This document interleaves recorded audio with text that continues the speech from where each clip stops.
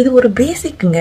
நீங்க எல்லாம் சொல்றீங்களா, இப்ப விஜய்க்கு சப்போர்ட் பண்றீங்க, உங்க தற்குறி விஜய் அரசியலுக்கு புதுசு, விஜய்க்கு அரசியல் தெரியாது. ஆக்சுவலி விஜய்க்கு தாங்க அரசியல் தெரியும், உங்களுக்கு அது இன்னும் புரியல.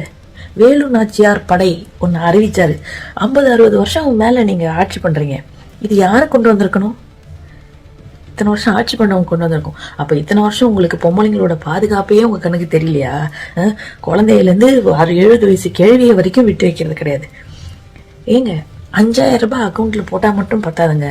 ஒரு குடும்பத்தோட தலைவி அந்த 5000 ரூபாய் ஒரு மாசம் மளிகை சாமான் வாங்குறது கூட உதவாது.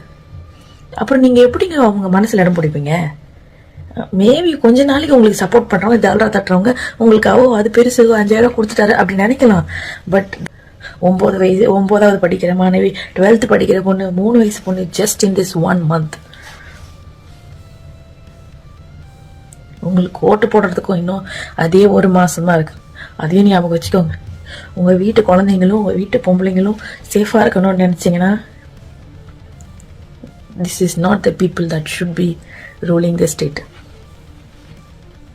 சேஞ்சுன்றது வீட்டுல இருந்து ஆரம்பிக்கணும். அது வீட்டு பெண்கள்ல இருந்து ஆரம்பிக்கணும். விஜய்க்கு சப்போர்ட் பண்றாங்க பாத்தீங்களா, நீங்க சொல்ற தற்குறி பெண்கள், தற்குறி ரசிகைகள். ஏன்னா அவருக்கு எங்க டச் பண்ணணும்னு தெரியும். Women sentiment is very important in our country and in our state. அத பண்ணா உங்களுக்கு தாராளமா ஓட்டு கிடைக்கும். விஜய் தான் வரணும்னு யாரும் அழல, உங்களுக்கு ஓட்டு கிடைக்கும், ஜெயிங்க. பெண்களுக்கான